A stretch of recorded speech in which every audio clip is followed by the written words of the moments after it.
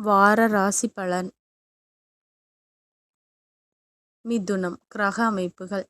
ராசிஸ்தானத்தில் குருவும், சகோதரஸ்தானத்தில் கேதுவும், புத்திரஸ்தானத்தில் சந்திரனும், அஷ்டமஸ்தானத்தில் சூரியனும், செவ்வாயும், பாக்கியஸ்தானத்தில் சனியும், ராகுவும், சுக்கிரனும், புதனும் இருக்கின்றார்கள். சந்திரன் இந்த வாரம் துலாம், விருச்சிகம், தனுசு மற்றும் மகரம் ராசியில் சஞ்சாரம் செய்ய இருக்கின்றார்.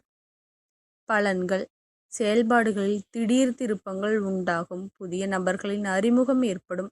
திட்டமிட்ட பணிகள் நிறைவேறும். போட்டிகளை சமாளிக்கும் மனப்பக்குவம் உண்டாகும். வழக்குகளில் இருந்த தேக்க நிலை மாறும். வியாபார பணிகளில் முயற்சிக்கேற்ப முன்னேற்றம் உண்டாகும். கணவன் மனைவிக்கிடையே புரிதல் மேம்படும். உத்தியோக பணிகளில் விவேகத்துடன் செயல்படுவீர்கள். மாணவர்கள் தேர்வு சார்ந்த குழப்பங்கள் குறையும். எதிர்காலம் தொடர்பான ஆக்கப்பூர்வமான சிந்தனை பிறக்கும்.